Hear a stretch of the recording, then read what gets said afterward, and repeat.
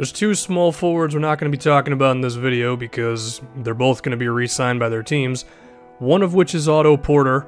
The Wizards are going to match any offer he receives.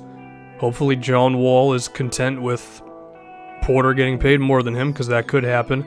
The other one's Kevin Durant. He's already said that he's going to wait for the majority of the summer to be done, so the Warriors are kind of settled into free agent moves and stuff like that, and then he's going to re-sign for them. So now we can officially begin this thing.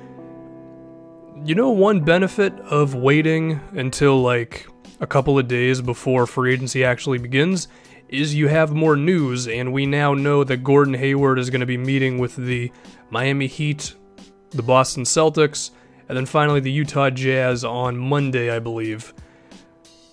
The thing with Hayward is, if you're looking at like the reasons for him staying in Utah versus going to either the Heat or the Celtics, I'm not going to lie to you, the Jazz, they're kind of, they have a tall task keeping him, because like, in one sense, okay, he can be known as like a big name in Utah because, I mean, he's been there for a while and he's a really good player, but the Eastern Conference is just flat out easier, and I would say that, especially for the Celtics, you know, they have more options and they have other things that they're trying to do, like getting Paul George for one, even after they would acquire Hayward, whereas Utah is a little bit more like established. You know, you got to re-sign George Hill if you re-sign Hayward. I mean, it's going to be interesting to see what Gordon ends up doing. Is it going to be in Miami, Boston, or is he just going to stay up in Utah?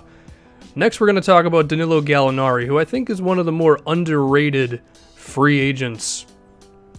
He just recently said that the Nuggets are not his first choice.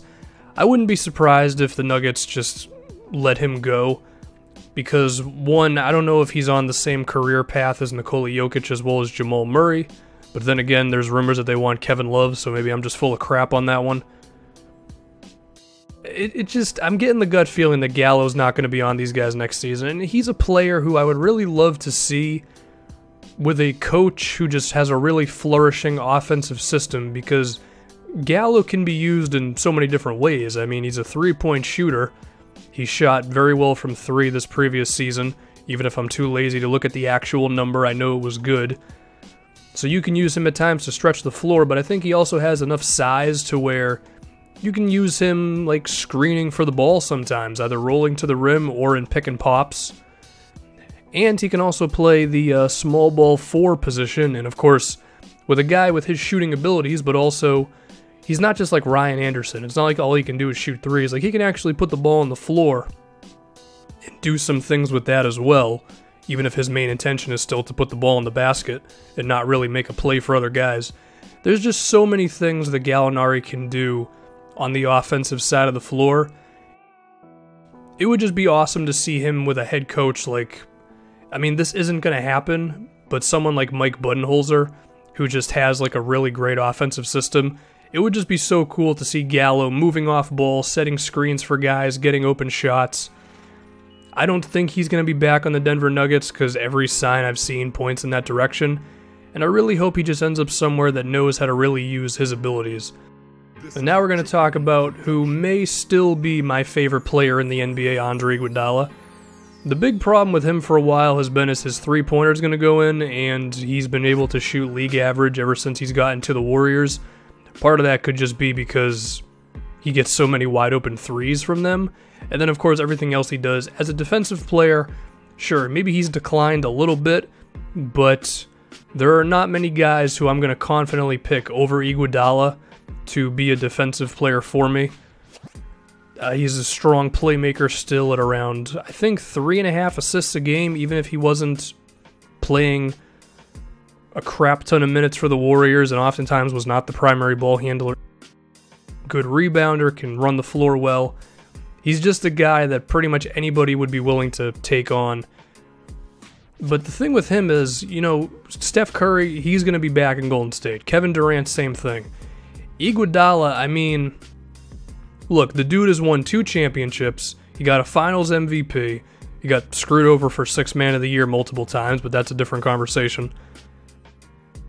And he's been coming off the bench for a while. Like, I'm not putting out the possibility of someone saying, listen, we'll give you more minutes as well as more money to do your thing for us. I mean, one team that's been rumored is the Minnesota Timberwolves. I think he makes some sense for them. I think because he's not a natural shooter, they might want to look for somewhere else, but he would definitely help them in all the other areas of the floor.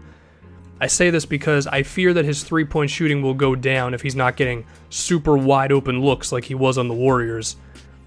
But a lot of teams would love to have him, and I think someone might break the bank to get a guy with his abilities on both sides of the floor. And I wouldn't be shocked if he's not on the Warriors next season, but I wouldn't be surprised if he is as well. James Johnson of the Miami Heat is a risk, because similar to what I said about Dion Waiters a couple days ago, a lot of his NBA career has been kind of disappointing. You see his physical attributes, you see the height, you see his decent athleticism, potential to play defense, but he never really had a direction as a player. He was also never the most in-shape guy. He loses apparently 30 pounds with the Miami Heat, which sounds a little insane, but that's the report. Suddenly, he's a guy who's like pretty okay defensively, can have the ball in his hands, and he can make plays for other guys, and he can attack the rim, and he's like not horrible from three. So I would be pretty okay with Miami bringing him back, but I would also not be surprised if someone really wanted him as like a sixth man type of deal. And then finally, the man, the myth, the legend, Joe Ingles. All the footage you're going to see of him in this little like minute, it's pretty accurate, I would say. The step backs and the turnarounds and the dribble moves. I mean, Ingles is just a god. Seriously though, three-point shooting, defense, has a pulse as a playmaker.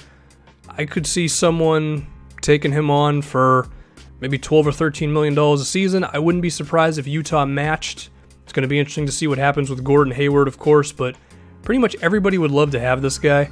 And the reason I put him in here over like a CJ Miles is just because Ingles has more creating ability, whereas Miles is just a dude who's going to be chilling at the three-point line. Plus, it's always good to get Ingles in a video. Now, if anyone's going to ask where is Rudy Gay, I mean, if you want a guy who has the ball in his hands constantly and has never averaged more than 3.5 assists a game, is not a good defensive player, and is coming off of an injury, then be my guest, but I don't want that guy on my team.